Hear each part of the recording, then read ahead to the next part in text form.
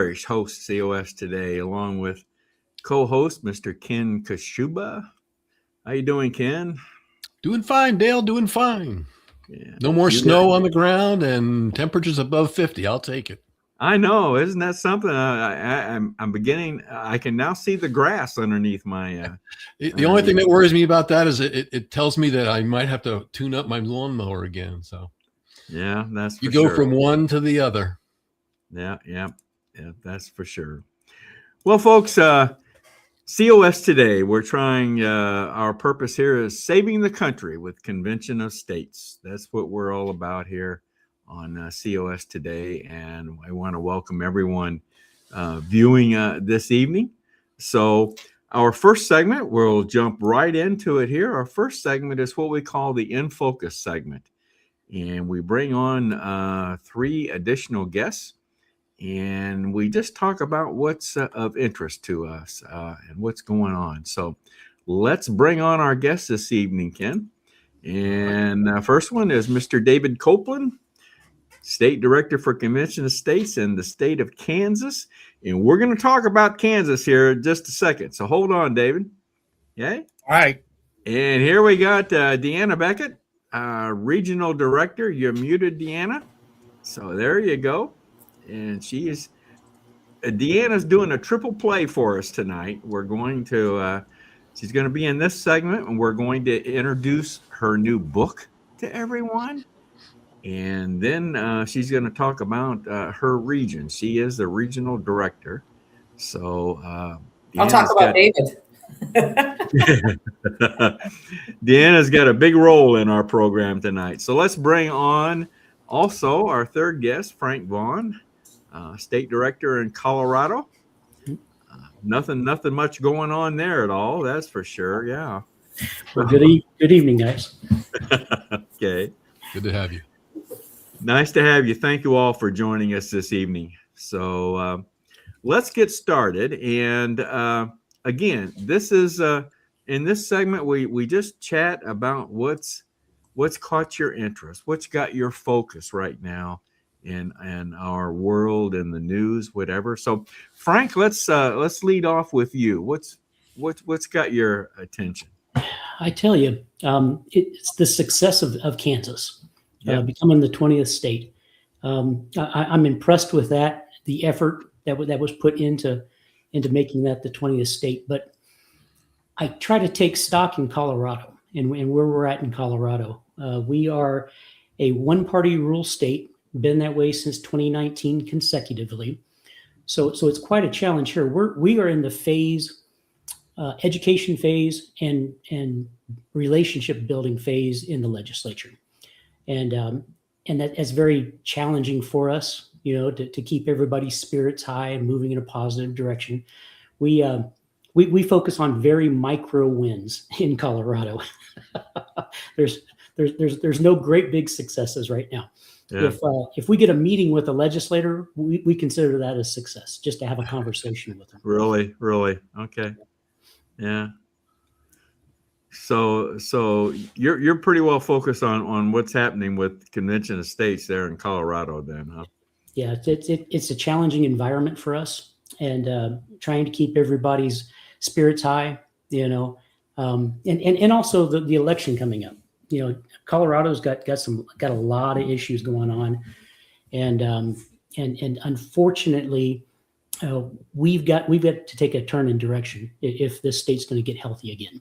So we're deep in that endeavor as a grassroots organization as well. Yeah. Frank, do you get a lot of resistance from the people, just the general people that you talk to out there, as far as getting volunteers or signing petitions? We don't. That's the amazing part about this. We have over 61,000 petition signers in the state of Colorado. Do you really? Yeah. Yeah, and we have a population of about 6 million people, and every time we go to an event, it's very positive.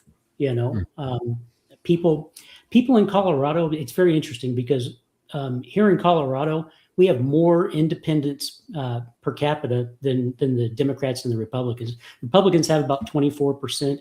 Democrats are about 22. I'm sorry, Republicans are 22%. Democrats are 24%. The rest are independent and unaffiliated voters. Really? So, Really? yeah. Wow. So in order to turn and to right size and balance our state legislature here, we really need to appeal to independent folks. So it's an interesting landscape out here. Sure is. Has it been that way for many years? Well, yeah, actually, the only other state that's more independent than Colorado is Nevada, and it's just the nature and culture, of the state itself. Very interesting. Very interesting. That's good. Well, I know you mentioned Kansas and what's going on in Kansas. Let's bring on David onto this. For the viewers that are not familiar with Convention of States, and I hope we have a lot of viewers that are not familiar with Convention of States, because you're the ones we're trying to reach out to. But we need 34 states to sign on to the resolution calling for a Convention of States in order for this to happen, for the purpose of proposing amendments to our Constitution. And we've been stuck at 19 states that have signed the petition or signed the resolution calling for this convention. We've been at 19 states for, I don't know how many years it's been, at least 2, maybe more. Right. And Kansas just recently became the 20th state. And I know there's been a lot of celebrations going on. Is that right, David? Well, we've come back down to earth, and fortunately, we had a snowstorm that 2 days after our victory, so it all slapped us with a little reality, and we got back to the grind of life. But for us, we got 80 votes in the House to pass the resolution in that chamber. In 2016, we got 78 votes and didn't pass. And, very frustrating to have that kind of support in a 125 member body and not get a pass. And, fortunately, between Mike Ferris and Robert Nadelson, we realized where we were with the law and with the rules that the legislature had. The Kansas House had adopted rules that mirrored their state constitution, just because they thought that'd be the easy way to stay out of trouble. But when we looked at the court decision in the Illinois decision, Dyer v. Blair, we saw that the rules. The court there said it doesn't matter what the state constitution says, but the rules of the Illinois legislature, they govern, and that rule prevented them from passing the Equal Rights Amendment because they didn't get the 3/5 that was required. So we realized we were in the same predicament, and no matter what the state constitution said, we were going to be governed by the rules. And fortunately for us, we had really good cooperation, understanding with House leadership and the Rules Committee. And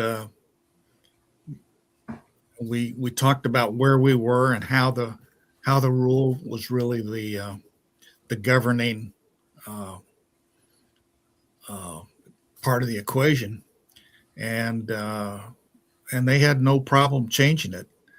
And they basically changed it to say, okay, first time they changed it, it said that the vote will be determined in accordance with the Constitution, thinking that if the Constitution was found to be in error or violating the U.S. Constitution, it would still govern the Constitution. And it would just be, and they could do it with a simple majority that way. The second rule change we got a year later or 2 years later, was they took it back to pre 1973, 74, where the rules were totally silent in regards to the passing this, because what they had was it took 2/3 vote to get an amendment in the state constitution. So they put the same language in for the U.S. Constitution. So the second time we got that any reference to the U.S. Constitution taken out, and so then we just had to wait. We realized that there was a difficulty in the body, that there were members that were concerned about passing this legislation with a simple majority against the state constitution. And at that point, we realized that the best way to resolve that would be to get a federal judge to rule on the constitutionality of the state constitution. And everything fell into place for us, and we were able to get that decision. It took longer than we thought, but we eventually got it. And the great thing for us is when we went back into the House last month after the decision, and after we'd already passed in the Senate, the House members were ecstatic that they could vote the way they wanted to vote and not worry about the consequences politically for them. And so it was, so we got more votes than we ever gotten before. And it was very gratifying to see the, even the minority, which was opposed to this, realized it was inevitable, and realized that it made no sense for them to mount a strong opposition, and they didn't lay down. And there was some reluctance of some of their members to not fight harder, but it really wasn't what I would consider a strong opposition. And very great to see the vote count come as it did, and the support we got. No amendments were allowed. You know, that was always the big fear. They'd get there in the House and they would work that resolution, and somebody would try to stick an amendment on it. Yeah. And it was almost like the majority looked at the minority, and the minority looked back and said, no amendments. They've worked hard enough for this. You guys want it. You got it. You got the votes. And I can't help but think that there's a number of no votes there that would have voted yes had their party let them do it. Yeah. And I think that's true all over the country. Yeah. I think it's especially true in Congress right now. Right. You know, one of these days the glass is going to break here, and we may start seeing more common sense coming from the other side. David, I'm trying to think if we had this conversation. It seems like you're now what we refer to as a passed state. You've passed the resolution. Are you noticing any drop off in? I see our Susan Lyon gave you a comment. Congratulations to Kansas. Are you noticing any drop off in the level of enthusiasm or the participation level, or is it too soon yet? Well, I hope it's not just too soon, but I hope some of the groundwork that we've been putting out for the last couple of years, because we saw this coming. We knew we were going to get here. Yeah. We had the law in our favor. We knew when we got the decision that we were going to win this. So we've been kind of preparing people to look at, the other objectives that we could pick up, including 34 ready. And the day we passed in the House, the 34 ready bill passed in the House. Okay. so that's going on. Plus, there are F3 issues in Kansas that for us, when we would have a vote and not pass, and we had a year, we either worked on getting those votes changed, or we worked on F3 legislation and worked on relationship building and those kind of things. Yeah. So we've already got a history of our volunteers working to do more than just the convention. And so as we go into this new phase, I'm seeing a lot of people talking about, there's a constitutional question that's going to be on our August primary ballot. That's very important. And it's an F3 issue. I'm not quite sure if we've gotten approval from legal yet, but it will come, and that'll be something we'll be very involved in as well. Very, very quickly, tell our viewers what F3, what you're talking about there. Well, F3 is freedom, fundamental rights, and federalism. And there is always legislation in Kansas that is dealing with land rights, federal encroachment on land, what's the proper role of the federal government in Kansas, fundamental rights. There's always pro-life and gun rights and overtaxation. See, these are all issues important to Convention of States. Correct. And what we're trying to accomplish, as well as not only amendment wise, but our core values as an organization. And so these are the battle continues. The battle continues on. It really does. Becoming a past state is not the end. It's just a phase. Just a phase. I told people we just finished step 2 of 6 steps. Yeah. Good one. Frank has the resolution got out of any committees in Colorado?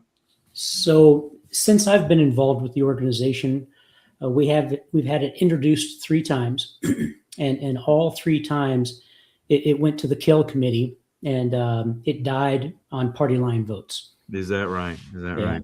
Yeah. So we need to convince Democrats here in Colorado that we need to, term limits, reduce the size and scope of the federal government, and hopefully at some point in time, I think David's absolutely right that there's got to be a shift in some of the thinking. We're more moderate Democrats, can be more reasonable, use some common sense, some critical thought, and we can actually have a conversation about this. Now, is your legislature representative of the percentage breakdown that you said? I mean, or is it dominated by one party? It's dominated by one party. Is that right? The Democrats hold the trifecta. They have the governorship. They have both the House and the Senate in Colorado. And over 60% are considered independents. Yep. That doesn't make sense. No, it does not. It absolutely does not. So we've got a completely different landscape here in Colorado that we're attempting to, that's for sure, to negotiate. Well, Deanna, Dale, before you move on to Deanna, I know we want to give her plenty of time on her book. Yeah. There's a comment that I wanted to have directed towards our state director Frank there in Colorado, just to see if he has any ear on the ground towards this comment. And I'm going to go ahead and put that up. This is from Susan again, and she says we need to get Gold Star mom Tina Peters out of prison in Colorado. Know anything about that, Frank? Anybody upset about that out there in Colorado? Oh my goodness, there are a lot of people out here that are completely upset with the process. The actual hearing that she received, how lopsided it was, the sentence that she received. We've got people out here that have done some very terrible criminal things that don't get the sentence that Tina Peters got. So that's a big political hot button here in Colorado. And this year is the gubernatorial election, and that's getting a lot of conversation here in Colorado. That's for Really. Yep. It's a shame what's been done to her. And the thing is that we all, I don't know if we all know, but President Trump pardoned her federally. Yeah. But unfortunately, she was brought up on state charges. So there's nothing that the federal government can do on state charges. The only one that can help her is Governor Polis, and he apparently doesn't have an appetite to do that. Wow. Deanna, you better jump in here while you can here. I will. I almost interrupted when David said we were talking about the win in Kansas, and I almost jumped in and said, in the words of Mike Ferris, woohoo!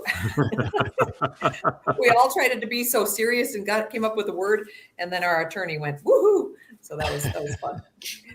And then you mentioned weather, how it's been so nice. I'm actually in Bismarck, North Dakota, and it was 50 degrees in February, and that's unheard of. But Wow. as you were talking about the weather, a little blurb popped up on my phone. It said winter storm warning as 22 inches of snow to hit parts of California, Nevada, Colorado, and Oregon. So it's coming back. Oh my. Wow. So what's on my mind? Yeah. There's a lot on my mind when we talk about the region, and so proud to have David and Frank as part of our Wild West region. But the thing that's on my mind is AI. One of our things we do on Monday mornings is meet as a national staff, and Mark, our founder, is mentioned or kind of went over some basics of how it can be used for good.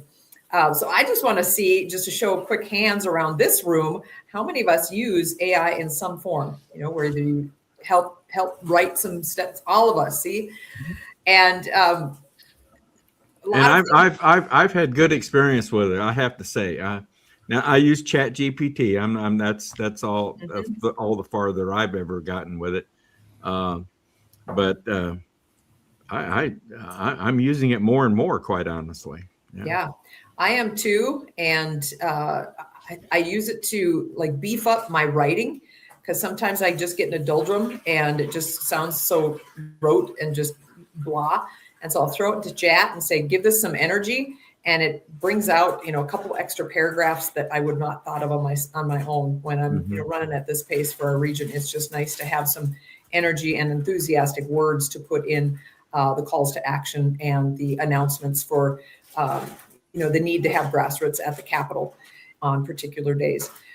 But what Mark was mentioning is, there's so much negative and positive in AI, and how we can look at it as something that could go bad, and a lot of things do. I mean, you look at similar, it used to be spoke of years ago, how a brick can be used for good and it can be used for bad. It can be thrown through a window. It can build a hospital.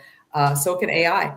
And one of the things that Mark was mentioning is the time that's required to revamp, like our Citizen Builder system is old, and it's run on a platform that is ancient, that's hardly used anymore, and it takes hundreds of man hours to make any changes.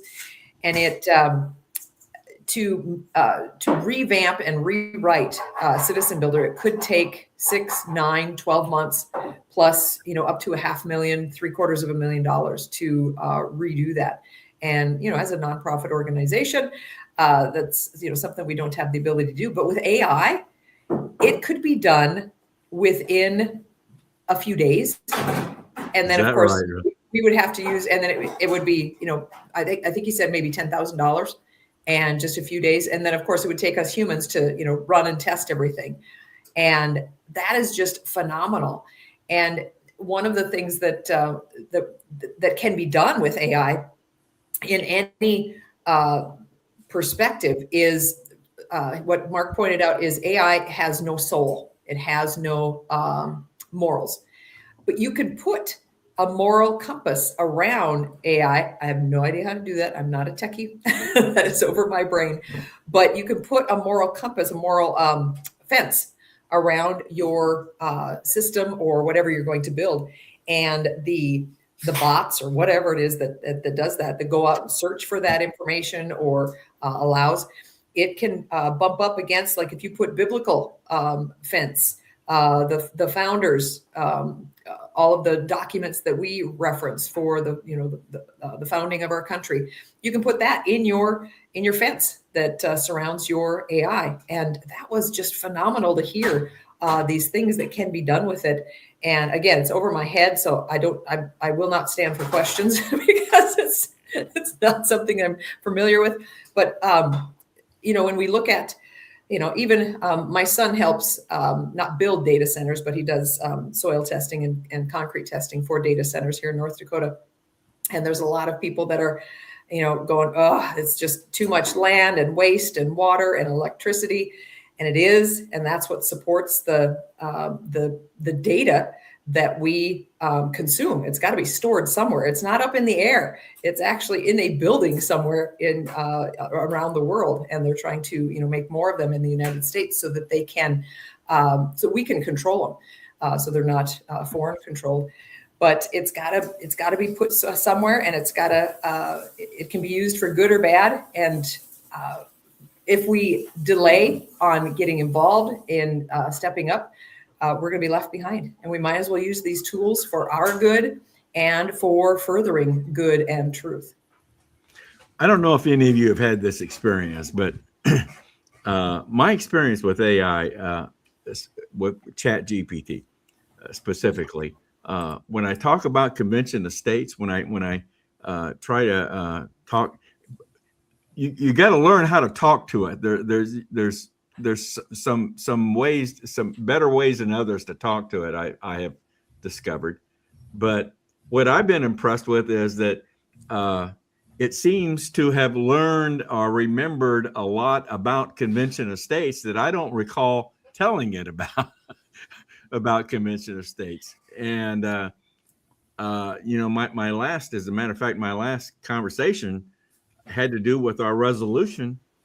And man, that thing came back and spit out the 3 pillars of our resolution. And I don't recall telling it that. So it continues to impress me a great deal. As a matter of fact, I'm going to put a plug in here.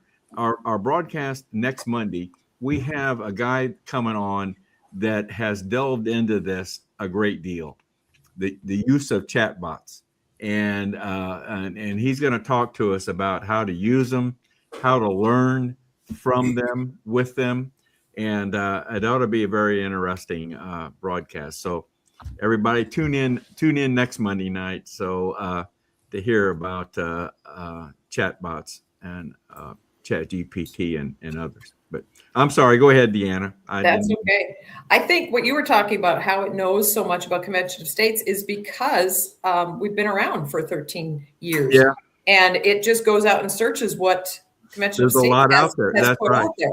And it just filters through all of that. Yeah. And I agree with how you talk to ChatGPT. That's the one I use. I use the free version. I haven't done anything fancy, but I found it interesting when I ask it to create something, and it creates like a 3 or 4 paragraph email, and I will reply back, "Thank you so much. This is awesome." And it responds in a positive way back to me. Yes. So I think it's more apt to help me when I am kind and thankful back toward it. So, if we're barking at it like it's a dog, it's not going to probably be friendly back to us. And it tells me from time to time, you're thinking very well. Very good thought. You're right on the right track. Keep it up. You keep going. It really it's it's good. I have found very good, very good. So, anything else, Deanna? Not on AI. That was Okay. just my little aha moment today. All right, all right. Ken, what's on your mind, bud? Well, mine's short and sweet tonight. I just wanted to clear up a little myth about the SAVE Act that we've heard so much about.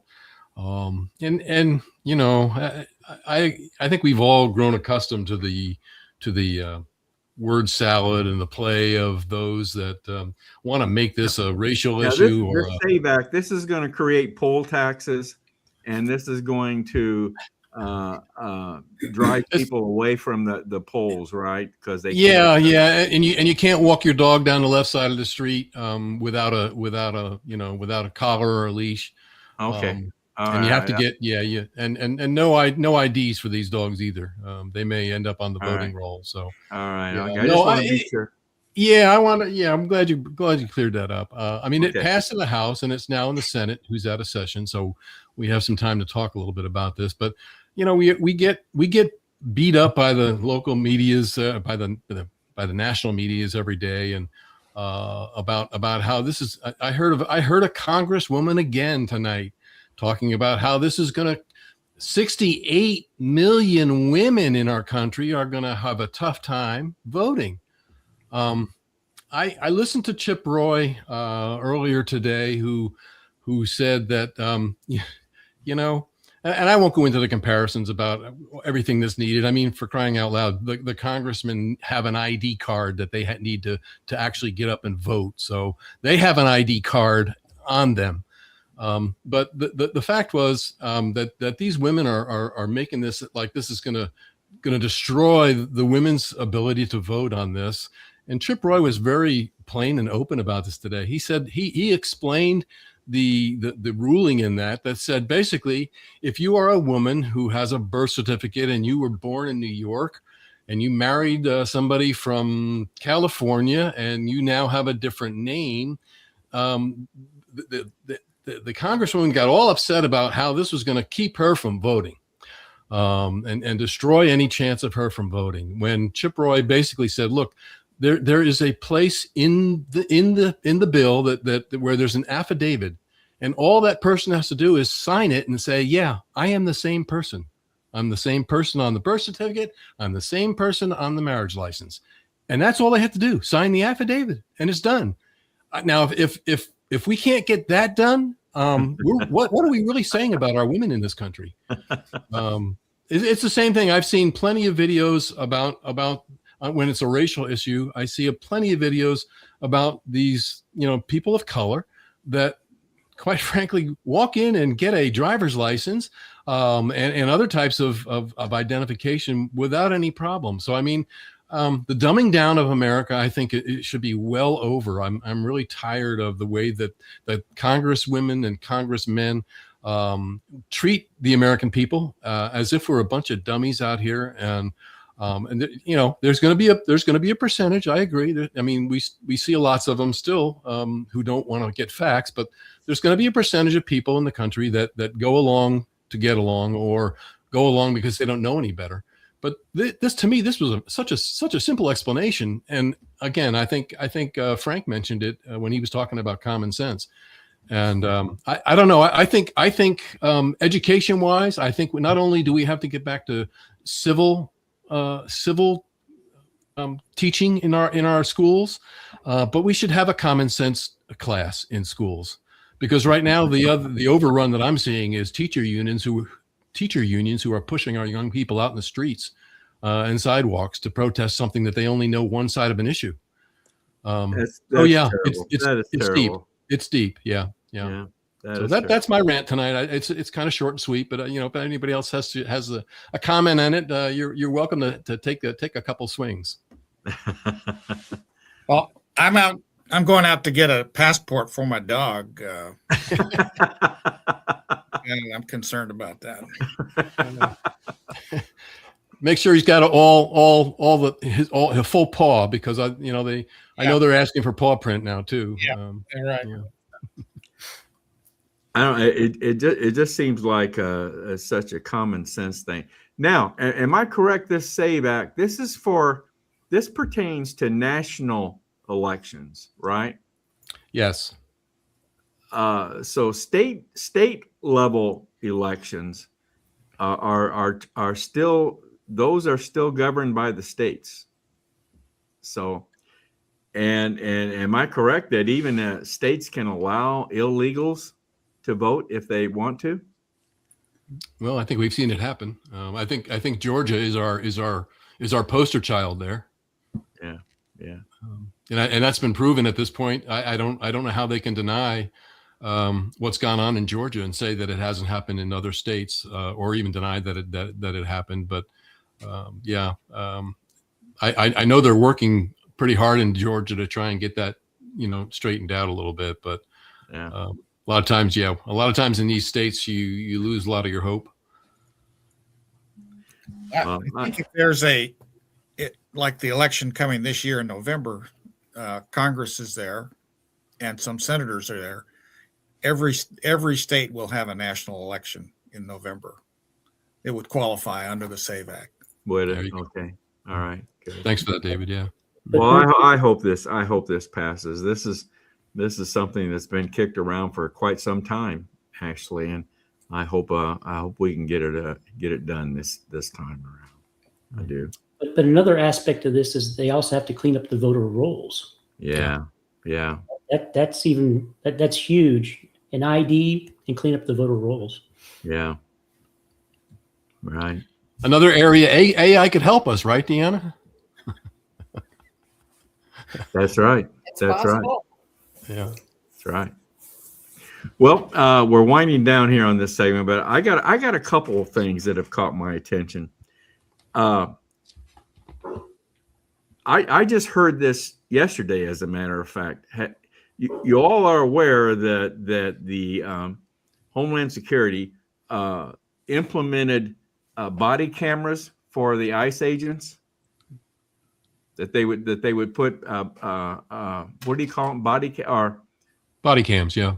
Body cams on the ICE agents. Well, evidently now they're withdrawing that, from what I've heard. That the Democrats are withdrawing that demand, and I found that very, very interesting. Evidently, from what I can tell, they're concerned about surveillance. That there would be too much surveillance of protesters. You mean evidence? You mean evidence? I find that very interesting. I mean, there was such an ordeal over these ICE agents not having body cams on them, and now they're withdrawing that demand. I don't. It's got me puzzled. But the other thing that caught my attention was I've been seeing some reports on this Munich Security Conference. I don't know what this is all about. I guess Trump's not attending this, but Rubio is there, our Secretary of State. Evidently, he made a very wonderful speech. I understand, but how are these other people able to attend something like this, like Gavin Newsom and AOC and Hillary? How are they able to attend something like this and go there and trash our country and trash our administration? I don't understand how that's allowed to happen. It's easy, Dale. They show their ID. You better at a security conference, you better believe they have to show an ID to get into that, I'm sure. Uh-huh. But I don't know who else. Who's the governor of Michigan? What's her name? Whitmer. What? Gretchen Whitmer. Yeah, she's there. She's there. And like I said, AOC, Newsom, Hillary, Clinton is there. Maybe they're just setting them up to fail and make them make it obvious that they're anti-America. But More reasons to arrest. I don't know. I don't know what people what do people think when they see things like this? What do they think about our country when they see people there talking bad about our country, talking down about our country and administration? I don't know if other countries allow people to go and talk about their country like that. I don't ever see any of that. Everything I read about that, Dale, was that the people in attendance, especially, I mean, this was when AOC was talking, kind of rolled their eyes, and some of them fell back asleep. I think. I think it gives, like Deanna said, I think it's setting them up to fail, because she certainly put up her challenge for the best word salad producer in the country up against Kamala, and then I saw a bunch of memes coming out that would be the next ticket, Kamala and AOC. Could you imagine that? What a word salad. Let's hope so. Let's hope so. Huh? So the Munich conference, as well as the World Economic Forum, are not meetings of sovereign nations. They're meetings of people of means and interest who have the freedom of movement to go and talk about whatever they want to talk about. Yeah. We ought to kind of sit back and say, well, we should pat ourselves on the back that we have a society that allows people to move about the world and say whatever's on their mind. We can't help what they say. They make fools of themselves at their own peril. But part of us ought to be thankful that we have a kind of a society that says, all right, you can go and say that. Now, it would be totally different if that was a NATO or a meeting of sovereign nations, and if somebody was to go in and portend to represent the United States, they'd be out of line, and I think they'd face the consequences. At least I hope they would. Yeah, I agree with you. Good point. Yeah. Free to speak and free to hang yourself, I guess. That's what it is. Yeah, so exactly. All right. Well, we're about out of time for this segment. I think once again it's been very interesting. I love this segment. We've been doing this for some months now, and everyone's been very interesting because every individual seems to have a different thing that is of interest to them. So we have some very good discussions, and this has been another good one. So I want to thank everybody for participating tonight, and I'm going to let you go back to the lobby, enjoy the refreshments. And Deanna, don't go very far, because we're going to be bringing you back very shortly here. So everyone, thank you very much for participating. Thank you. Thank you, Dale. Another good one, Ken. I tell you, like I said, I really enjoy this segment. Do enjoy them. Yep, we enjoy them. Mm-hmm. Always have some good discussions. So let's before we bring Deanna on here, I forgot to let Maringo Mike say a few words here. So let's let Maringo Mike give us a little reminder here. Okay. The program, please be sure and hit the like and subscribe buttons along with the notifications bell so you'll always know when we go live. We appreciate your support and hope you'll join us on our mission to use the Constitution to save the Constitution. Now, back to the program. All right, at Maringo Mike. The new Maringo Mike, I should say. Yeah. The new Maringo. I encouraged him to update his birth certificate, so... Did you? Yeah. Okay. Just in case. Well, I hope Deanna's watching this from the lobby. She's going to enjoy this young lady named Elizabeth that we like to bring on to give us a timeless truth once in a while. So, Deanna, pay attention here.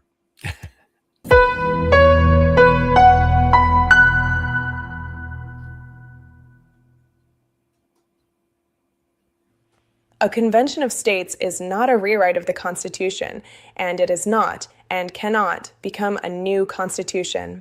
It's simply a meeting, nothing more, where state legislatures propose amendments under rules the states have established and that they control.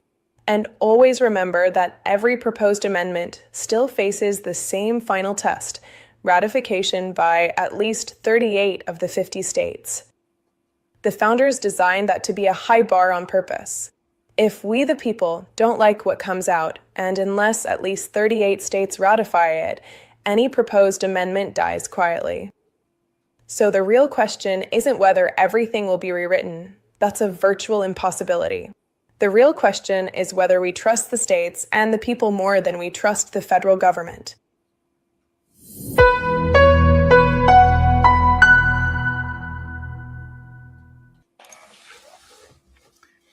Now, the reason I wanted Deanna to be sure to watch that is Elizabeth is not real.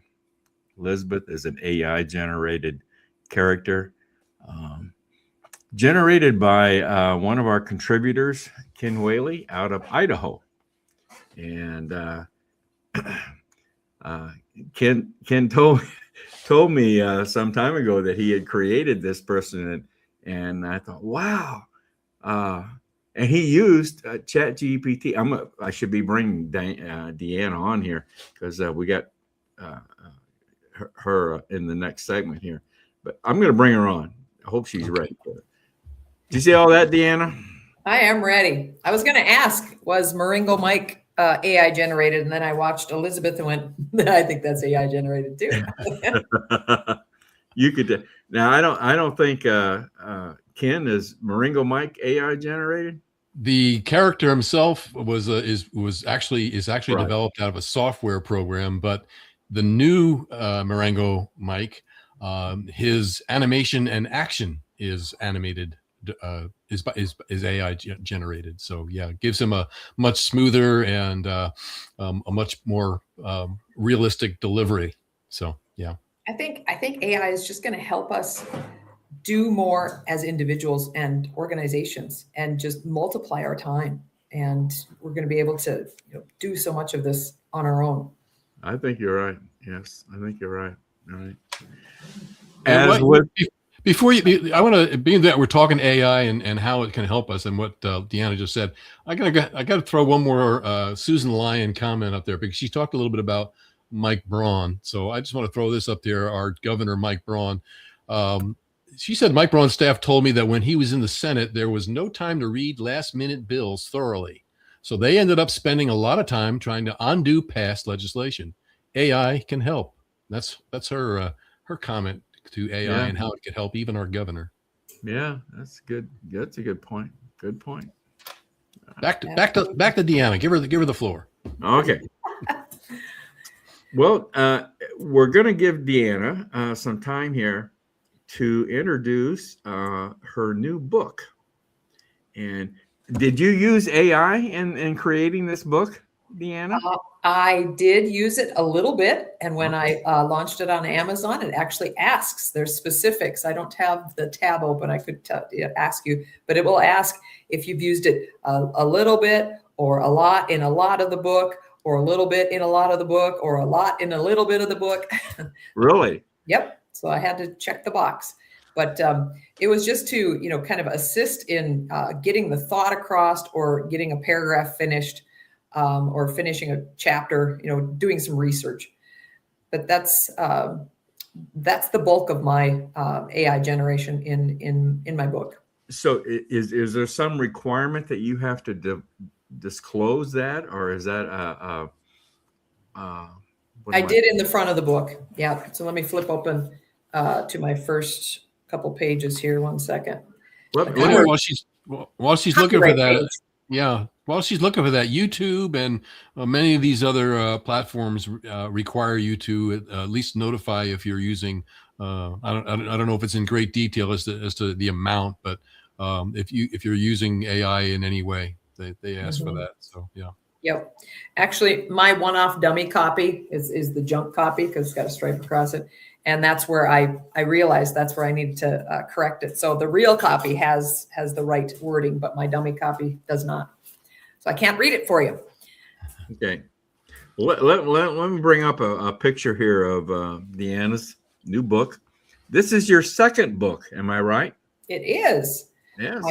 My first book was Cultivating Your Character. I used Benjamin Franklin's 13 Virtues and Dakota stories of Dakota Prairie living to bring some wisdom and common sense. I know I do common sense here too, but just stories of how I learned and of what I learned and how it can help other people. And so book number 2 here is, you can see on the top cover on the top right there.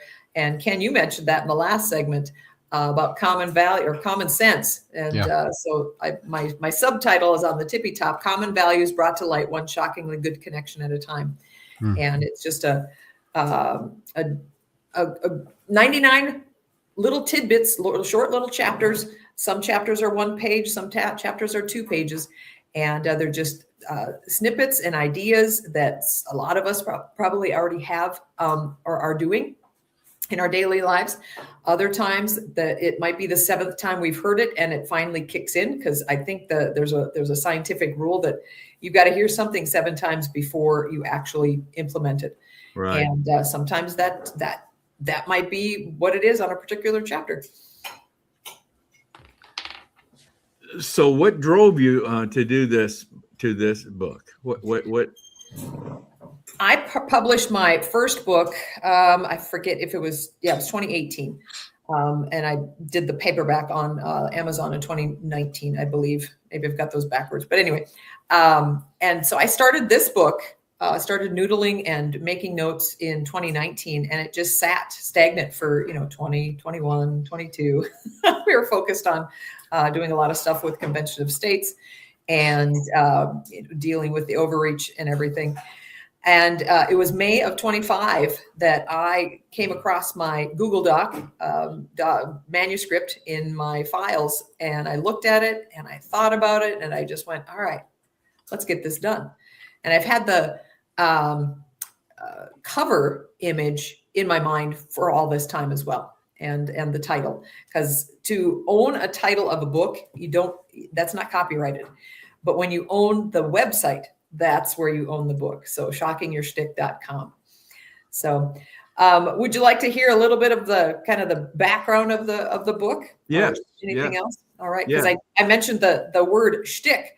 A lot of people think shtick is spelled SCHTICK. And a lot of people think shtick means like an act. You're something you do on stage. When I looked up the definition of shtick, because I was thinking, what can I have with the word shocking when I was trying to figure out what I want? I like the word shock or shocking. And I went, shtick, what is this? So the definition by Merriam-Webster is one's special trait, interest, or activity. And the word shtick has also come to mean any talent, style, or habit. And I love the word habit, because that's my first book. What my first book is built on is those virtues or those habits. And then according to Grammarist.com, shtick was the original spelling when the word came to English from the German Stück, meaning piece, Piece. Though the word usually refers to a performer's style or gimmick, it can also refer to any routine, style, or characteristic, especially one that's expressed in speech, particular to a person or group of people. The definition of insanity, so this is my take on it, the definition of insanity is doing the same thing and expecting different results. So if we want something different in our lives, we must do something different. That's why we must shock our shtick, shake up our activity, and waken our talents.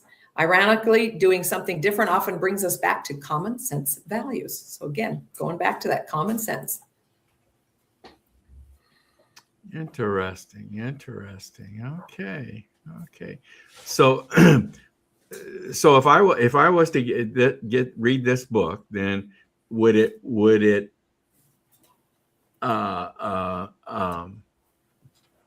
get me to look at things that I do as far as interacting with other people? Is that what it and how I could improve that or change those things?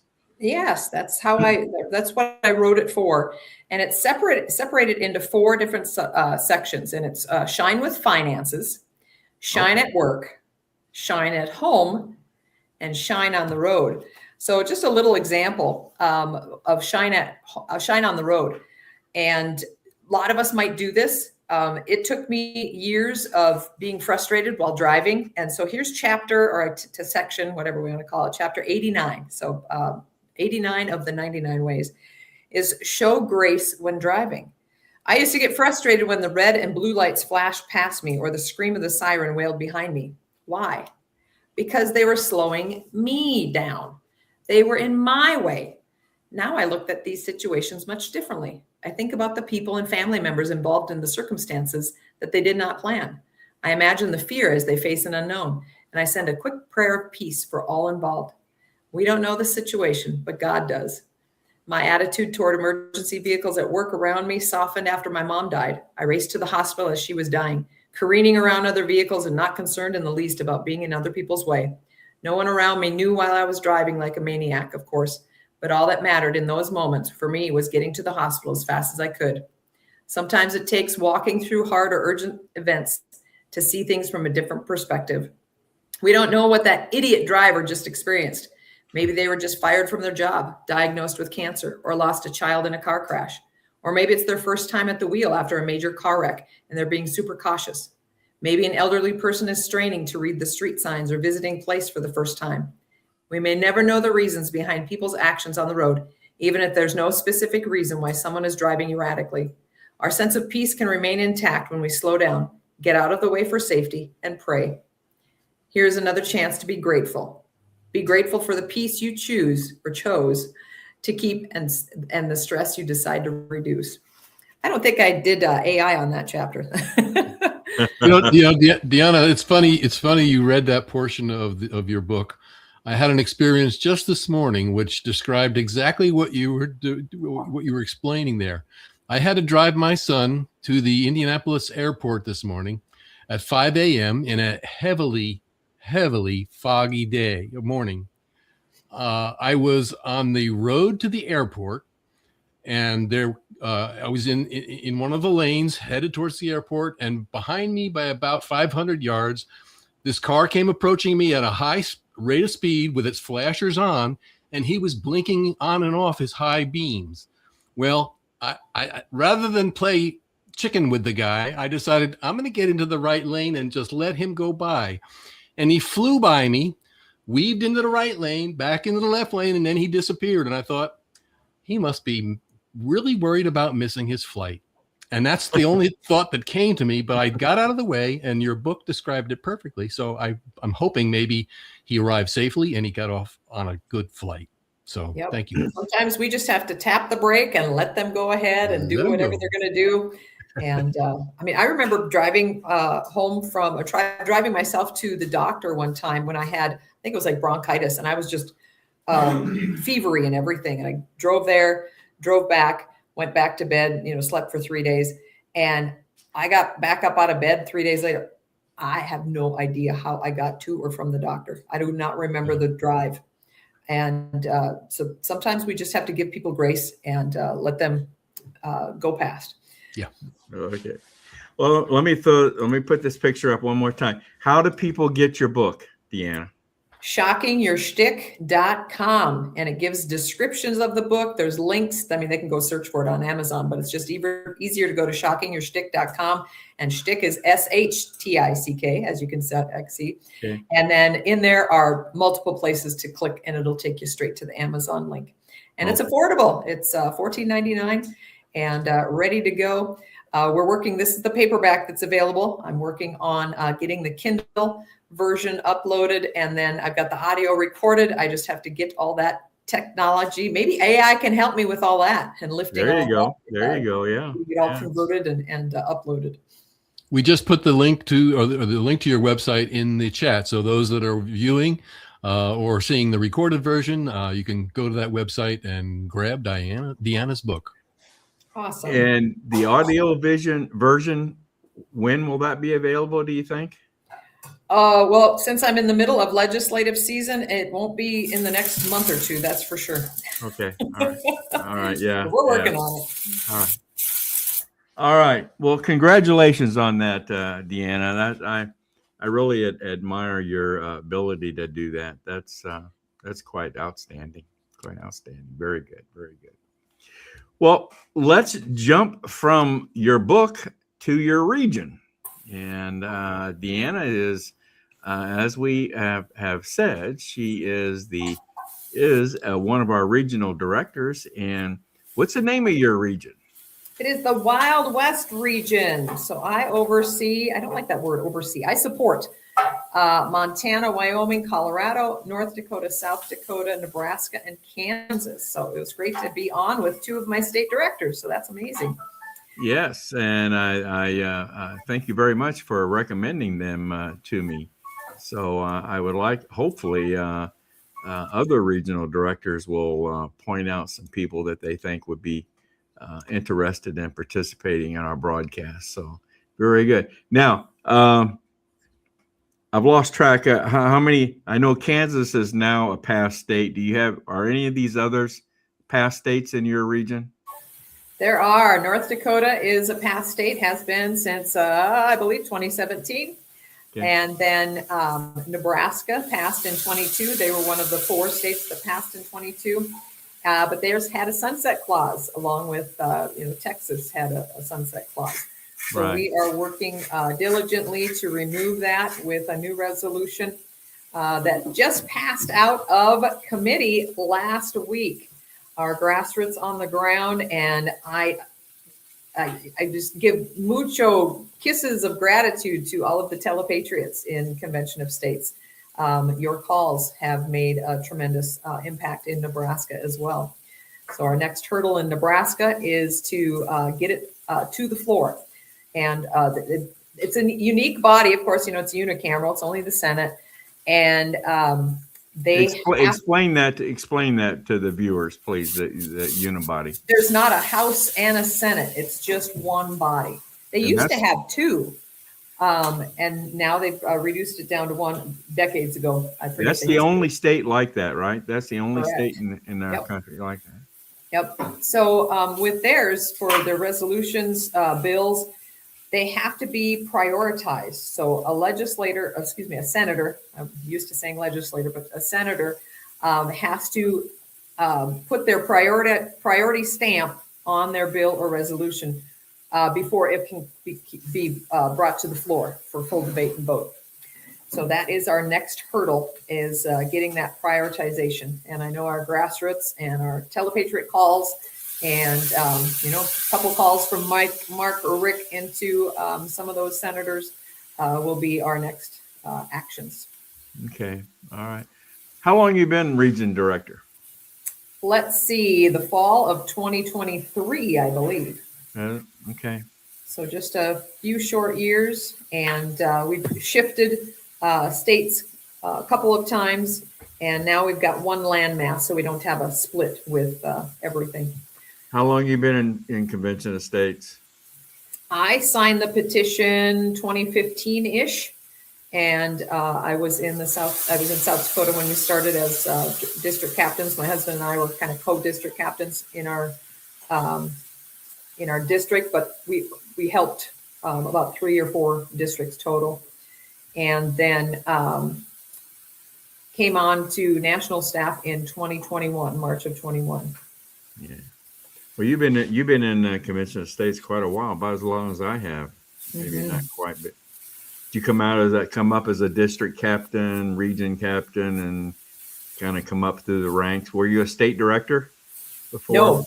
No. I actually learned. I had to read the state director manuals. I became a regional director assistant, but it wasn't in my mind to be a regional director. It just kind of like a lot of your roles. You either were voluntold or you were doing the work.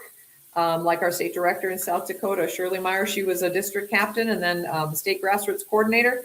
And our regional director said, well, you're doing the work as a state director. We'll just make you that. Yeah, yeah. Sometimes you're just ushered into the position, and that's what happened to me. And I was scared to death that, being a leader, one of those things that I'm their leader. Which way did they go? One of those things. So sometimes we grow into the position, and hopefully we mature into the position and have that servant leadership heart, and making sure that we're putting our grassroots and other people first and not our own agenda.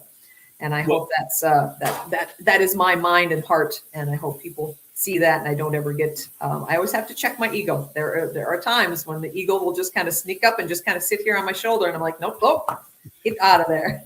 You mentioned servant leadership and our core values, and talk about that in your region. How do you is that something that you promote and apply a great deal, servant leadership?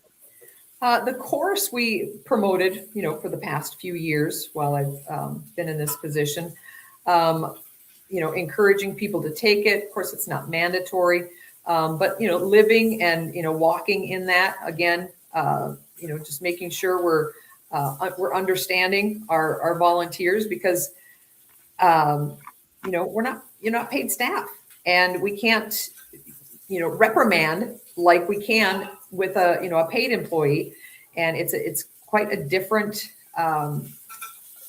leadership style, and it's quite a different I don't like management, but kind of guide in helping people in their growth.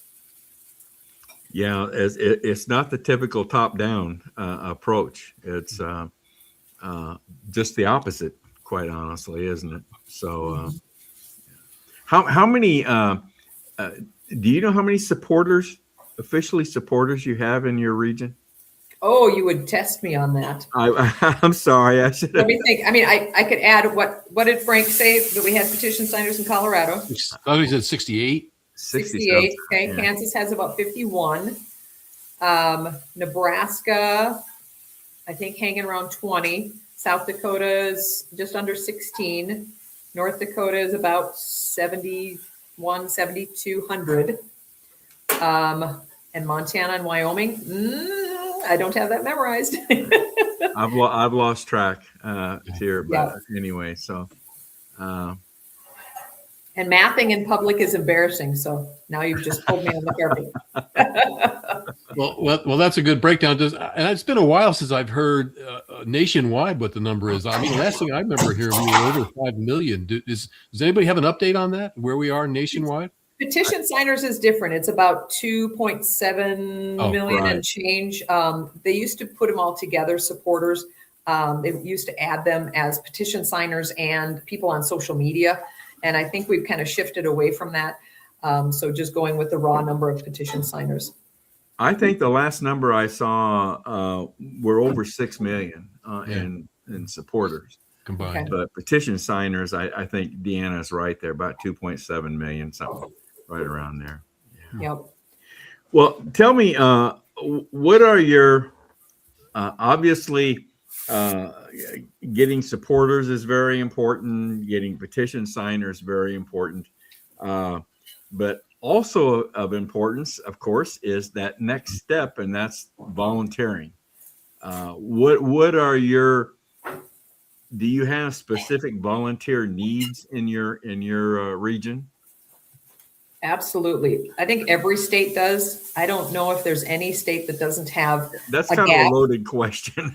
I know. And we're all working on growing, because, when we have certain roles filled and, something happens, people are dealing with health, family, work. Some people are going back to work. Some people are going back to 2 jobs.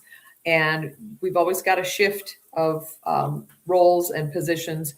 And some of our leaders are doing the work of 3, 4, 5, 6 roles. And it's going to take, 3, 4, 5 people to replace them. And one of the focus that I like to continually mention in our region is duplication. When we're doing something, whether it's a fair, a table, talking to a legislator, going to a meeting, bring 2 or 3 people with you. one, for safety, keeps you safe as a group, but also it allows other people to see how simple it is to do what you do, and you can gradually bring these folks up to be your assistant, eventually, take over your position. And that's where that servant leadership has to come in. That ego is, I've got this title, I don't want to give this title up. Not necessarily.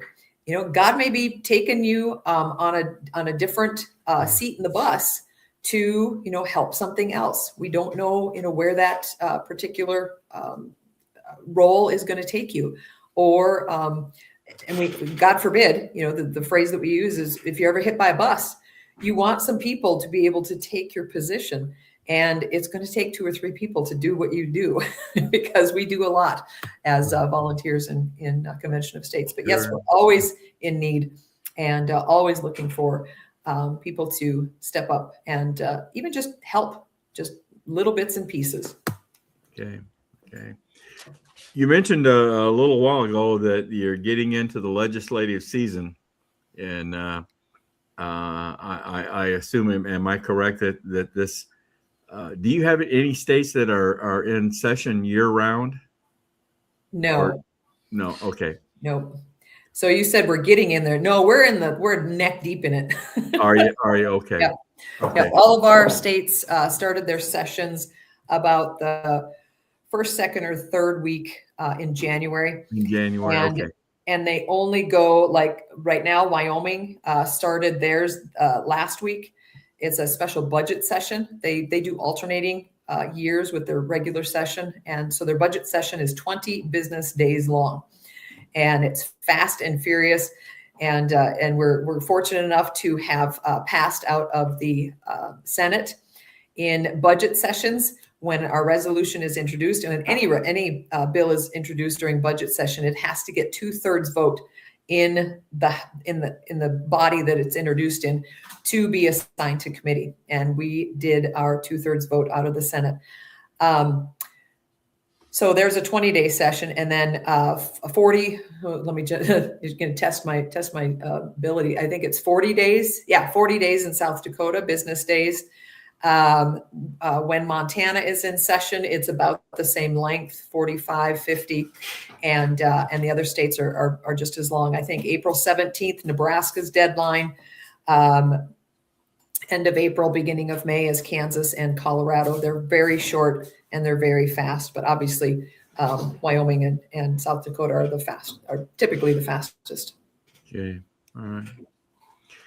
Well, if we have any viewers in any of the states that are in your region, if they are interested in getting involved in Convention of States, go to our website, conventionofstates.com, and sign the petition and become a supporter, and get on that, look on that Get Involved tab, and become a volunteer.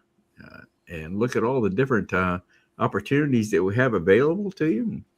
And I'm sure you have people throughout the region, Deanna, that it's their job to reach out to people that express an interest in this. Am I right? That we do.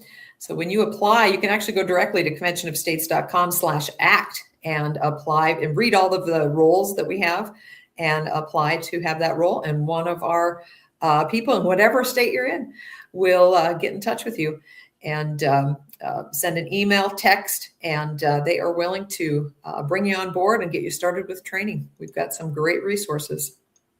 Very good. Very good. Well, Deanna, I want the name of your region again. Wild West, is it? Wild West region. Wild West region. All right. Well, Deanna, I want to thank you for coming on and telling us about your new book. Congratulations again on that. And thank you for telling us about the Wild West region and being in focus segment. See, I told you that you were doing a triple play tonight, so you did an excellent job, and I hope we can see you again, if nothing else, in the in focus segment. So, absolutely, thank you very much for coming on tonight, Deanna. Thank you. Thanks for the opportunity. Night, Deanna. All right, Ken. Well, that has been great. We've had a great broadcast so far, I think. Yeah. I want to get into this next segment. Is it's called Lessons from Rome, and this is part 2 of Lessons from Rome, and this has become very interesting to me. I think unfortunately, the fall of Rome and our country, there's some similarities there. And Ken Whaley out of Idaho is doing this series for us, and he's pointing out these similarities, and I think it's very, very interesting. So I caught up with him the other night and recorded a session with him. So, well, isn't it true, Dale, that if you're not learning from history, you're going to become part of it? I think that's what they always say. So that's right. I think Ken is bringing out some interesting points that we all should be aware of. And I've asked Ken to document these lessons, and I don't know what that documentation is going to look like, but I want something that we can give people so they can remember these lessons that he's pointing out to us, and because I think it's very important to for us to remember what these lessons are. So let me get to that recording, and like I said, caught up with him just a few days ago and did this recording. So we'll be back shortly. Greetings, everyone. Now time for lesson number 2 in our series, Lessons from Rome. And let me bring on Ken Whaley. Hi, Ken. How are you today, Dale? Good. Geez, we haven't seen each other in such a long time. I don't know. What has it been? 2 minutes? Well, I was going to say now, is he being sarcastic with me here again? Or, you tend to get me. You keep getting me. So I do. I got to stop and think about these things. Well, Ken is with Convention of States out of Idaho. He has various titles there, but you can also find Ken at restorefirstprinciples.com. And where will they what will they find, Ken, if they go to that restorefirstprinciples.com? Well, in essence, that will redirect them to my Substack site, where I write and post 3 times a week, mainly dealing with founder issues. I like to put it this way. If somebody goes there and reads my work, they're getting my opinion of what the founders would think of our political circumstances of the day. Right. So sometimes it's pretty hardcore. Sometimes I try and make it funny or lighter. And at least once a week, I do something for Convention of States and get deep into various topics about the hows and whys and so on and so forth. So all sorts of things you can find there from me. I'm also on YouTube at Restore First Principles. And every once in a while, I'll put something on Facebook, but not so much anymore. Have a little trouble with them. Well, and you also provide content for our newsletter from time to time too. There you go. Yes, sir. The finish Keep line. the little fingers going. Yeah. So anyway, Ken has been gracious in doing this series called Lessons from Rome. And this is very interesting to me. As a matter of fact, I encouraged him to do this series for us. This is part number 2, and I hope that we have many more parts in the future here. But as we've talked, Ken, I've always thought the fall of the Roman Empire and how that all transpired, and how does that relate to what's going on in our country today. It's kind of scary, isn't it? Some of the things. So I've asked Ken to, and this apparently is something that you're interested in. So I've asked Ken to do a series here and point out some of the lessons that we could take from the fall of the Roman Empire compared to what's going on in our country today. So without further ado, Ken, what's our lesson about today? Well, thank you, Dale. First off, I appreciate the opportunity to come on and discuss this. As you pointed out, I guess best way to put it, it's almost scared me as I've dug into this, how many similarities there are. I'll tell you already scared me with lesson number 1. I can't imagine what's going to happen here in number 2. Go ahead. I'm sorry. Mm-hmm. Oh, no, that's okay. I like the interaction. I really do. It keeps the brain working versus just me churning out stuff. Well, without going further back into one and starting that all over again, the whole concept of them starting out under a king, much like we were here in the United States before our revolution. While they didn't have a revolution, they did go from basically the tyranny of being under a series of kings, right, which I didn't know initially, to forming a republic. Okay. So what I'm going to talk about here today basically is about how Rome's republic was built deliberately, kind of touched on there, in response to that lived tyranny, the series of kings. And then about how that republic held, not necessarily because it enforced itself, but because the people remembered why it existed. In other words, the people of Rome remembered the kings and the tyranny that they lived under. And of course, our original founding fathers and the people that lived in the original 13 colonies, I'll get that right, went through the same type of thing. They knew what it was like to have somebody way across the sea saying, this is how it's going to be, and just because I think it should be. So in today's talk, I'm going to move on to what happened next. And in essence, I'm calling this the decline of civic virtue. So that will make sense as we move in a little bit. So bear with me. Okay. So I wanted to start by stating that constitutional memory, as in the case of Rome, didn't disappear all at once. In other words, they still remembered what it was to live under a king, as I touched on. But instead, that memory faded. And of course, as it faded, something else changed just as quietly. Again, civic virtue within Rome. And so now I will qualify a little bit and say the phrase civic virtue can sound a bit abstract to a lot of people these days, even old-fashioned.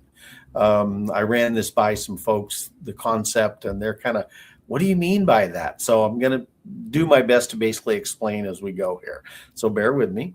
But in essence, again, it can sound even old-fashioned, but in Rome, in the early days of Rome as a republic, it really meant something very practical. Basically, So in Rome, they were transitioning in the early days. They were transitioning from ruling by a king to a republic, right? Correct. To what we would consider a constitutional republic. Technically, yes. They didn't have a single constitution like we have now, right, or even when our founders wrote it, but they had the same physical structures, maybe is the best way to put it. Okay. Of within society, offices, term limits, all the basic things, limits on their power, all the basic stuff that we have now. Okay. All right. Good. But I didn't know that. But okay. Nor did I, believe me. When I did the research for part 1 and found that Rome had kings, there was a series of 6, I believe it was, hundreds of years under a king, and the kind of tyranny that brings with it when any one person controls everything. Right. So yeah, that threw me too, and I think I touched on that last time. But so the idea really of the civic virtue within Rome really was a very practical thing. Basically, what it meant that the citizens understood that self-government was not a spectator sport, as I call it. They saw participation in that government as a responsibility, not as an afterthought. In other words, they didn't just go through their day thinking, okay, well, everything's fine. They're taking care of things. They were very much involved, went to the Senate hearings, on and on. They were very much every day involved. And they believed that liberty required effort, attention, and restraint on their leaders, as it were. So in the early republic, Roman citizens didn't expect the state to manage outcomes for them, kind of like we do now. No, they simply expected it to operate within set limits. In other words, much like we had now when things started out, there were very set limits on what the rulers within the Roman Republic were allowed to do. Okay. So what could possibly go wrong with that kind of setup? You know, I mean, well, that sounds so good. And we're experiencing that. So they did the same thing here. But they understood that guarding those limits was part of their role as being a citizen of Rome, was guarding those limits. Okay. And they took great pride in that based on everything I could find. They were very much a part of everyday activity when it came to the ruling of Rome, very much a self-governing citizenry. But of course, keep in mind too that Rome at the time literally was the city of Rome and some of the outlying regions. They were not the grand, overwhelming, half the known world controllers, as it were. Good point. Yeah, it made a huge difference, which we'll get to. I'm kind of getting ahead of myself, but that's okay. Okay. But over time, that expectation started to change, and to the point about as Rome grew, became larger, wealthier, and more complex. Of course, daily life changed as well, and so did politics. Okay, I wrote it up as kind of politics became more distant, I should say. So, and that had to do with Rome spreading out all throughout Europe, North Africa, the Middle East. Something that happened in Rome took weeks to be known of in Britain, or vice versa. So there was a lot of disconnect between things.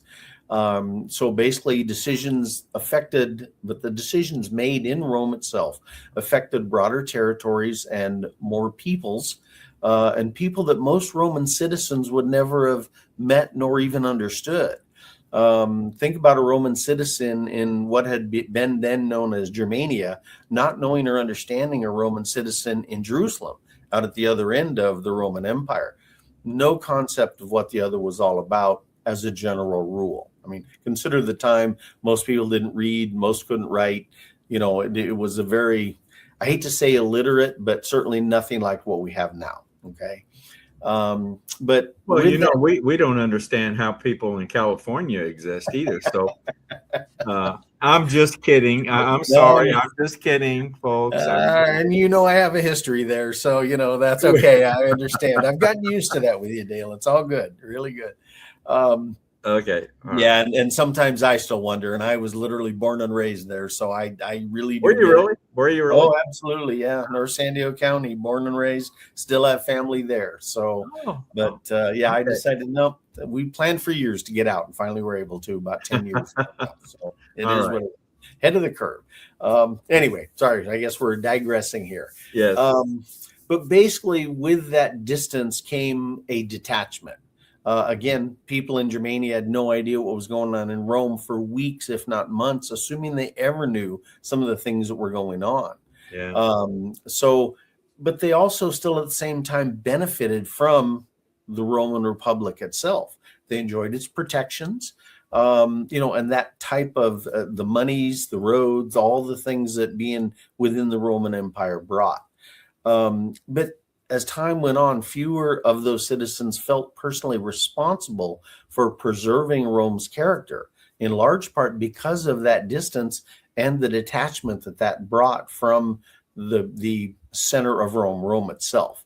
So over time, the participation narrowed and engagement became, I guess I would call it selective. It was only those that decided to get involved the rest of them just kind of went on about their daily life and didn't really care. So in essence, is this starting to sound familiar again? Now you're going to steal my lines here, because you know there are a couple where you're headed here. Oh yeah, but that's what scared me when as we were talking before I got started here. These similarities are just massive. Oh my and goodness. and I think as we get into the next couple of episodes, lessons, Yeah. it'll become even more pointed about where we are now. I mean, I'm giving a broad overview on things. The next time we get just that much closer, and the next time after that, we're going to be, being ready to make statues ourselves and the like, because we're going to really feel it when I'm talking about what happened to those folks then and what's happening to us now. But I'm getting ahead of the game there, so I'll Okay. bring it back into the current mode here, because it is kind of a fascinating thing. Basically, as I was saying, public life slowly shifted from being an obligation towards being part of the Roman Empire, part of its governance, to observation. And again, should sound very familiar. But it's a critical life that I've discovered amongst several types of republics throughout their histories, our history as well. And again, it should sound all too familiar to citizens of our current republic. I say this because when citizens stop seeing themselves as participants, they begin to see themselves, I use the term clients. I wanted to say slaves, but we're not really. So I decided not to go there. But definitely we're more clients. We're more like people that are just kind of there observing, watching people take care of things for us. Because once that happens, and I feel we are there now, responsibility for the republic shifts outward, out from us as individuals to others that we've, quote, put in charge. Right. And one of the things that I found was that problems are no longer something we as citizens address together. They've become something that they are expected to fix. So the state capital or Washington, why aren't they doing something about all the various things that go on that modern citizens don't like? And in Rome, this didn't happen through coercion, right? I mean, I think that it happened more through convenience, and I can even say comfort. See, as challenges grew more complex, many citizens welcomed stronger, more decisive leadership. And not because they wanted tyranny, they didn't want to go back to kings, but because they wanted relief from the uncertainty, relief from conflict, and ultimately relief from the burden of self-government, which I think you and I would say, well, wait a minute, that's too critical. You can't give up. But I happen to know a lot of people who could really care less about politics, don't want anything to do with it. And that, I think, is exactly what, as I reviewed this research, that's what happened in Rome. Is really what self-governance as a burden. That's a good point. That's a good point. Oh, absolutely. And it would be easy. I don't want to name names, but I have family that just abhor politics. And I'm going to totally probably destroy this quote, but there was a quote similar to the fact that if you don't take an interest in politics, it will take an interest in you. In other words, you better be involved or else politics will control you. And that really is what was going on in this whole thing here. So in the case of Rome, civic virtue didn't collapse because people became immoral or that they didn't care. It eroded really because participation became tiring, I guess is the best way I could put it. But then as fewer citizens engaged seriously with public life, political influence concentrated among fewer hands. And of course, ambitious leaders, like they always do, stepped in to fill that void. Now, not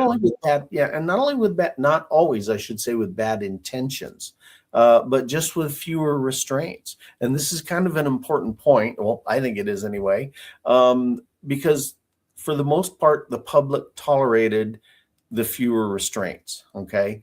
And this is where they went from spectatorship and that replaced citizenship. Okay.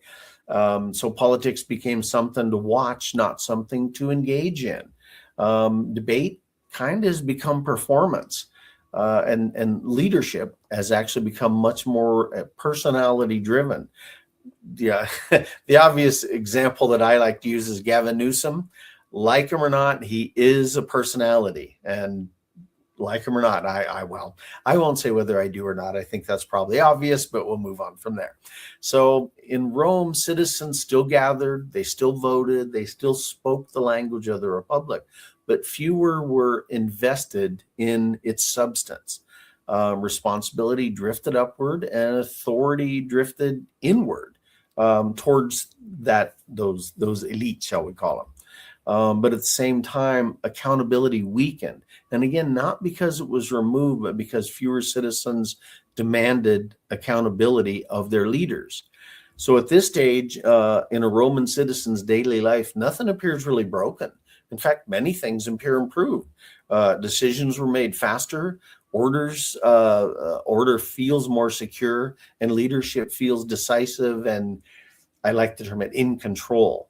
But of course, this comes at a cost that's very easy to miss, and they did. See, when civic virtue begins to decline, restraint starts to feel unnecessary. So, and to kind of cover what I mean by that, in a healthy republic, we expect our leaders to be limited, right? Self-controlled, etc. We accept checks and balances. We understand that power must be restrained, not because we distrust the outcomes, but because we understand human nature. And of course, our founders went through that same approach in drafting our Constitution. The realization that human nature would not control itself, just the way man is. If there's a way to, or as I put it, when civic virtue weakens, those limits start to feel inconvenient. So if a leader delivers the outcomes we want, we're suddenly less concerned about how they achieve those outcomes. So those constitutional guardrails begin to feel more like obstacles rather than limits and controls. And as much as I happen to appreciate a lot of the things that our current administration is doing, sometimes he pushes these limits really hard. And without getting too far off track, that's something that even as I wrote this, I was thinking, yeah, that sounds a lot like what's going on right now. Not as bad as the last administration, because they totally went off the rails and did things that shouldn't have happened. And it's taken time for there to be, well, anyway, sorry, I'm sidetracking myself here. So, I get worked up about this. What can I say? So basically, when those same limits stand in the way of our preferred results, it's really easy to bypass them. And it seems like it's not just acceptable, but even reasonable. Think about something like packing our Supreme Court. The Dems want to go in and just do away with the filibuster and pack the Supreme Court because they would then have locked in power, as it were. So Right. that's totally going off the rails of what our Constitution really was meant to help control. Now, that's very specific, but the concept is there. And that's really a turning point in things. Because a republic doesn't collapse the moment a leader overreaches. It begins to erode when citizens stop guarding their own liberty, when they disengage, and when they stop holding leaders accountable. And most importantly, when they outsource the responsibility of self-government to someone else by not being engaged. And that's really what happened in Rome, is they just stepped back and said, you guys know what you're doing, you take care of it, okay? So as that civic participation declined and political norms eroded, power consolidated, and citizens traded involvement for comfort. That cycles all the way back to where I started about the whole idea of comfort. And I believe it was Benjamin Franklin had a line about, giving up comfort for security and then getting neither. And I'm not saying it right, I'm sure, but I'm sure you remember that one. So But basically, once the habit of defending liberty personally was gone, the structures meant to protect it can no longer stand on their own. So the lesson here is that republics depend less on written laws and more on the character and the vigilance of their people, of the citizens. And when citizens stop guarding liberty themselves as individuals, someone else is always going to gladly walk in and take control of things. And basically, as I said, power is always willing to step in and take on that assignment, fill that gap, however you want to put it. But then the Roman leaders increasingly acted for the people rather than with the people. And All right. yeah, that I always thought was a key line. I'll even say it again because I think it's such a key thing here. by then, when there was a huge disengagement from self-government through the citizens, that by then Rome's leaders increasingly acted for the people rather than with the people. Okay, so those leaders. Why don't we just wrap it up with that then? That Well, sounds- and if you'd like, we can. That pretty much says it all, to be honest. Because it basically, I'm just kind of tamping around that to kind of finalize. But yeah, that was such a huge part of that they acted for the people rather than with the people. In other words, they were making decisions for the citizens of Rome, whether the citizens wanted that or not. But because they were so disengaged, they really at that point had no way to step back in and say, hey, wait a minute, that's not what I want to have happen. All right. Well, that sounds like a valuable lesson. I'll tell you, you can see that happening in our country today. Very, very much so. Absolutely. Okay. All right, Ken. Well, we're out of time on this one. Another good lesson. It's scary. It is scary. How similar these things are, and but we need to hear this. We need to be aware of this, I think. So couldn't agree more, sir. That's why I'm happy to do this. And like I say, I think you'll feel as I go through the next few that it will feel that way even more. So hang on. Ken, thank you very much, Ken. Thank you very much. You're welcome, sir. Have a good day. All right, folks. I hope you enjoyed that. I think this is a dynamic series, and like Ken said, this stuff is kind of scary because very similar things are happening here in our country today. The loss of self-governance, that is one of our core values in Convention of States, is self-governance, and we stress that. So we need more of that. So hope you've enjoyed this one.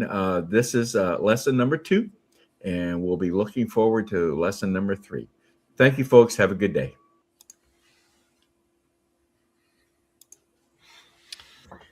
Well, Dale, you know, the similarities are eerie. My take, They are. My take on looking at the two sides of things, I think there's an additional element in the time that we live versus Rome, and that is the fact. And I think he mentioned it somewhere in there. I'd have to go back to pull it out exactly, but I think there's a loss of morals in our country that was not evident back during the Roman times. I'm sure there was some of that might have gone on, but to a big extent, I think our country is experiencing a loss of a moral compass, and just plain old moral grounds. I want to put up a comment and another observation from our editor of our newsletter, the Finish Line. She is really on target tonight. She's been listening intently. Her first comment was basically lack of participation in local, state, and federal government is not good for our civilization. So she totally agrees with us and with Ken there. This one I found interesting. This was just an observation, and you can look at this and kind of get an idea where she's coming from. This, but I agree with this as well. Susan also says that Roman gladiator culture, entertainment seekers, reminds me of how we love our football, baseball, basketball, stadium performances, etc., and are a parallel people who are distracted and easy to conquer. Interesting concept when you look at our entertainment system and the things that keep us glued to the TV and forgetting about what it is to be self-governing. So my take, but appreciate that from Ken. And believe me, I think our enemies know that very well. Oh yeah, they know that very well.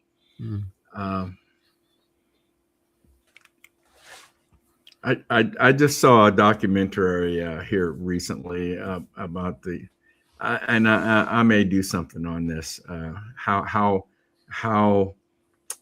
ingrained our enemies are in our society and our country, and specifically the Chinese Communist Party, and how involved they are in our society. It's really scary. Anyway, Trojan horses.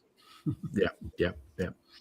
Very interesting. Very interesting. I'm looking forward to further Number 3. further lessons that Ken gives us, and I wouldn't doubt it, Ken, if the morals thing doesn't come through at some point. At some point, yeah.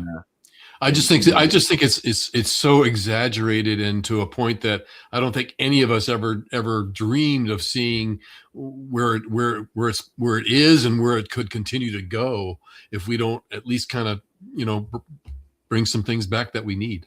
And that's another whole segment, so I won't get into it. But I think when you look at that, I think it's crucial. Well, I want to get this in. This is another new feature that we've introduced this year called Lions Lyrics. Well, it does have something to do with today's date, doesn't it?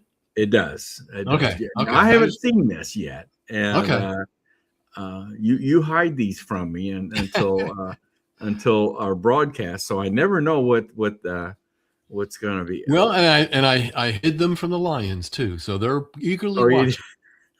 So our couple, Rick and Susan Lyon, provide the lyrics, and they put it to music, and then you add the video, right? Yes, right. And the one we presented last week was excellent. So I'm anticipating this one to be very good too. But this has to do with President's Day. Am I right? Right. Happy President's Day. Okay. Let's take a listen to it here. Okay.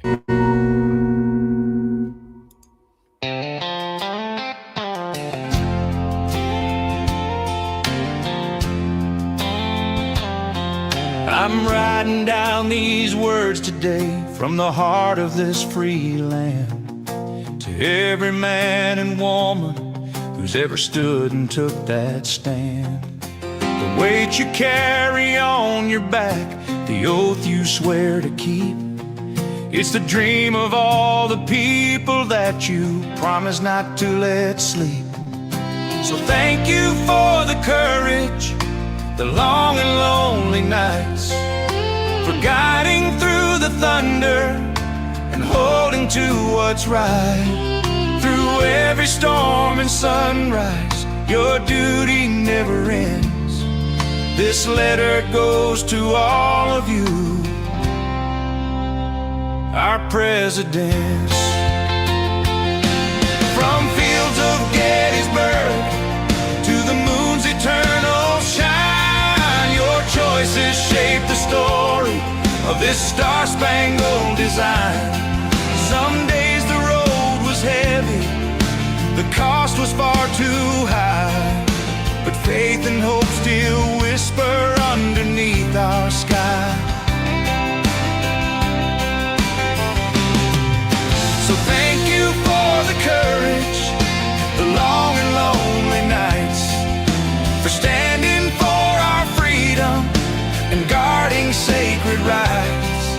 Through both the tears and triumphs, the nation still defends. This letter goes to all of you, our presidents. You face the hands of history, you've heard the people's song. When the times were torn and troubled, you tried to lead us on. From mountain towns to oceans wide, your words were put to test. May God watch over every soul who's led the nation's quest. To those who'll take the mantle when the next bell starts to ring, remember every heartbeat gives your promise wings. Lead not for fame or glory, but for love that never ends. For the torch of hope still shines because of presidents.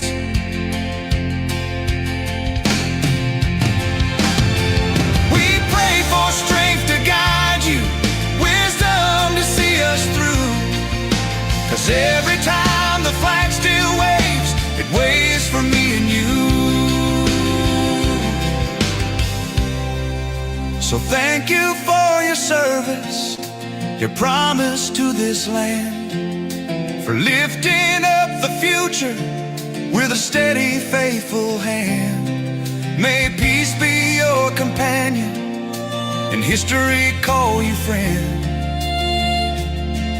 This letter signed America to all our presidents.